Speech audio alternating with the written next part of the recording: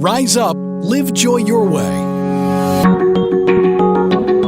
From emotional intelligence through cognitive distortions, certified life and wellness coach Kamini Wood is on a mission to help people see the magnificence of their own unique human spirit.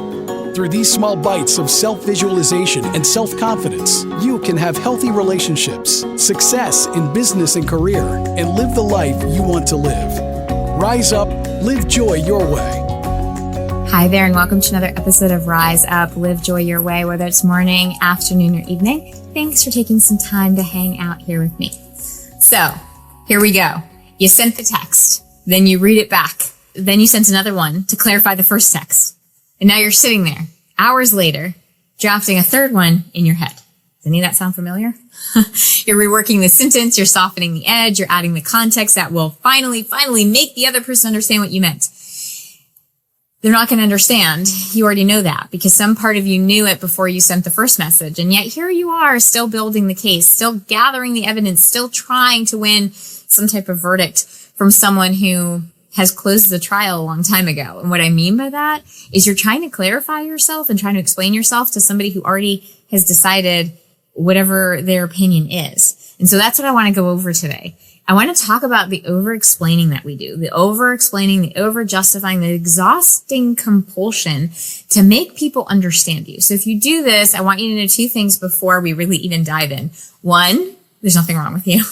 And two, you're not weak. Okay, a third one too. You're not annoying.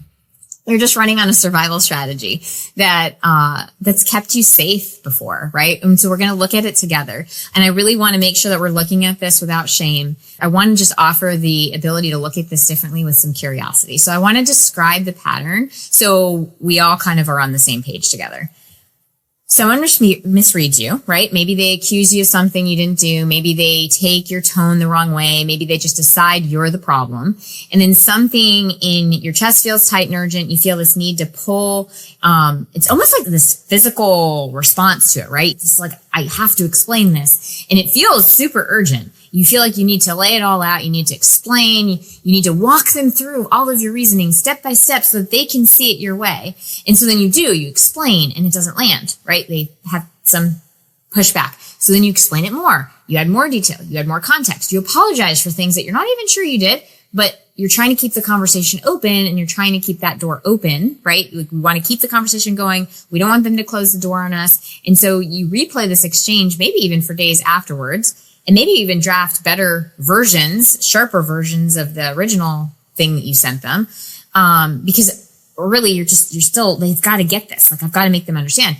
Really what's happening underneath all of this is this belief that, and it's probably invisible to you, but if I can just make them understand, I'll be okay.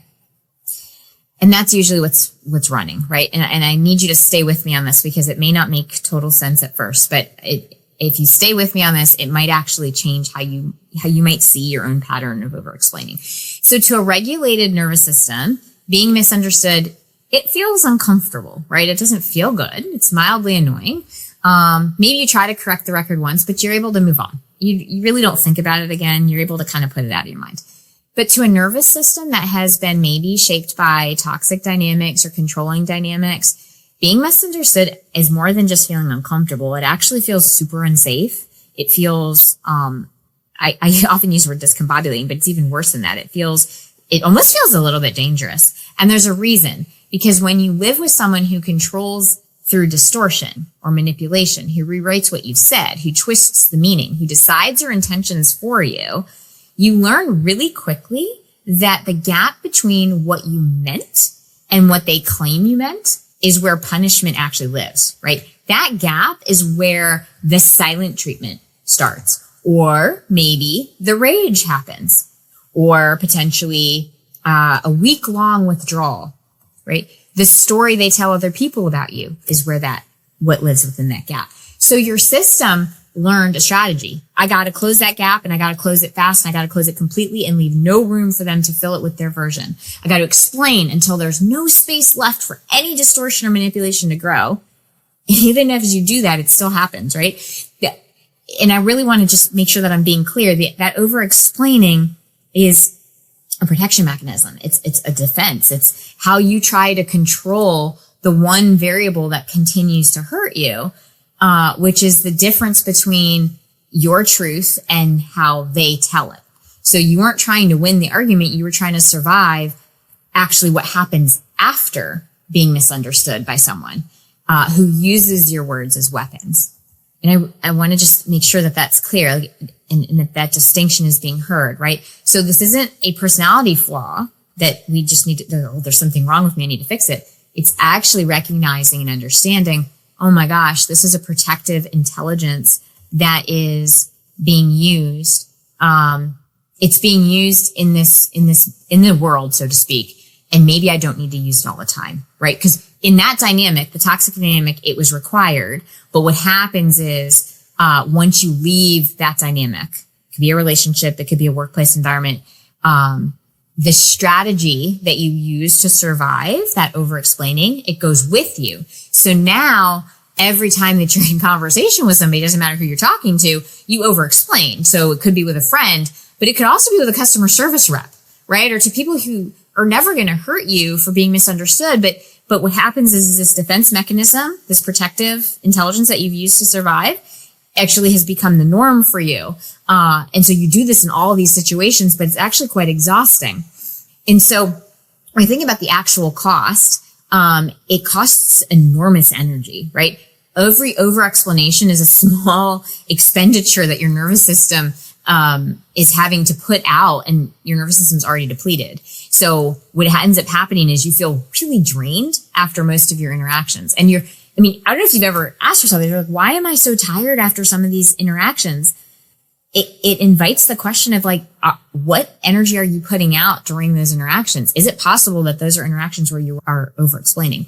It also costs you your own dignity in a very quiet way, because when you over-explain to somebody who might have already decided that what you're saying is not believable, they already have their position decided, you put yourself kind of in this position of, being somewhat on this witness stand, and they're the judge and jury, right? And truth be told, you're trying to somehow win their acceptance or win them over. And you shouldn't have to do that in every relationship all the time, right? It also costs you your own discernment, because when you treat every misunderstanding as an emergency, or every time that I've got to over-explain and over-justify myself, you start to lose track of when you actually should be able, or when it would be helpful to give more information versus not. You just always do it. So the question about this isn't, I have to make a whole shift. It's just recognizing, who in your life has earned getting more context from you, right? Because sometimes there are people who actually haven't earned more context. Sometimes there are people that don't need to know the context. I mean, I even catch myself doing that sometimes when I'm scheduling appointments. It's almost like I want to default to giving them a whole list of reasons behind why I'm, looking for X time. And it's just like, oh wow, that's my protective, because I definitely have it. The over-explaining, over-justifying. I don't talk about this from, not having any experience. I've had this too. And so, it's recognizing where in our life are we doing that, and almost pausing and stopping that conversation where I can just say, I would like this time for my appointment. I don't have to give them that over explanation. So, really it's about discerning which people need more context and which people don't. So how do you actually start to shift it? Because, recognizing the pattern is one thing, understanding it's another thing, but interrupting it in the moment is even yet another level. So the very first thing to notice is urgency. That tight, rushed feeling where you feel like you've got to give more information. That urgency is almost like a survival pattern. So if you're feeling that sense of urgency and tightness, just pay attention to it. And just when you feel it, pause, slow down. Do I actually need to obey this? Is there something really urgent here? Do I have to respond to this in an urgent manner, or can I take my time responding? The second thing is to question in yourself and just say do I need to explain this? Not how do I word this so I get it right, but just, is this a person who is actually even trying to understand me? So if I give more information, is it going to even be received? Or is this somebody that I'm trying to prove my point to and get them to, accept me or I'm chasing acceptance by this person. That's important to notice too. The third is to reframe. And what I want to really reframe here is, being understood is not the same thing as being safe. So what's happened is your nervous system has fused those two things together, because of whatever that past experience has been. But they're really not the same thing. You can actually be completely misunderstood by someone and also completely safe by them. As a parent of teenagers, I am honestly misunderstood by them a lot, and I feel perfectly safe with my teenagers, and vice versa. They feel like I misunderstand them at times, and yet they also feel completely safe with me. So those two things are not mutually exclusive. It's just that sometimes we've fused them together, and we've created this narrative that if this person doesn't understand me or doesn't get me, then our nervous system feels like, well, now we have to fend for our survival. You don't have to manage everyone's understanding you anymore. Maybe this was a job that you were forced into. This was a survival pattern. And it's just important to recognize that you don't have to continue that all the time. I do want to add a caveat. There is a difference between releasing the compulsion to overexplain and shutting down all communication. So I want to be really clear that when I'm talking about this, I'm not advocating just becoming really cold and refusing to never clarify, and just kind of being silent with people. That's not what I'm saying at all. The people who have earned your context still deserve it, right? Like when I'm having conversations with my kids, for instance, I'll give them context. It's not because I need to over-explain it in order to prove something to them, but context is helpful because when they have that context, they can understand it. That would be an example where those individuals have earned the context, right? So the goal here isn't to just never explain things. It's to choose when you have agency over when you're explaining something versus constantly feeling compelled to and almost being on autopilot over explaining. Remember, you're not too much. You were never annoying.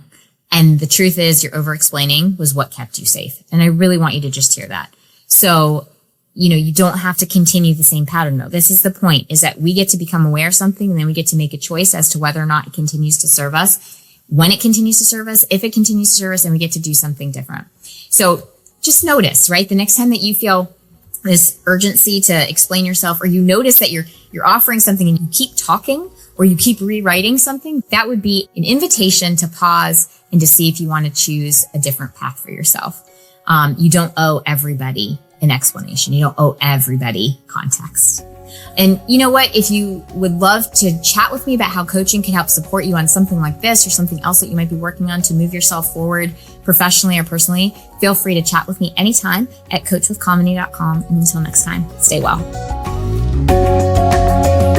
Thank you for listening to Rise Up, Live Joy Your Way.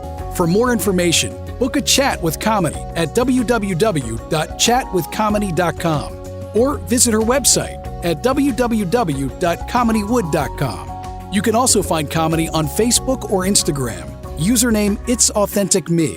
Thank you for listening.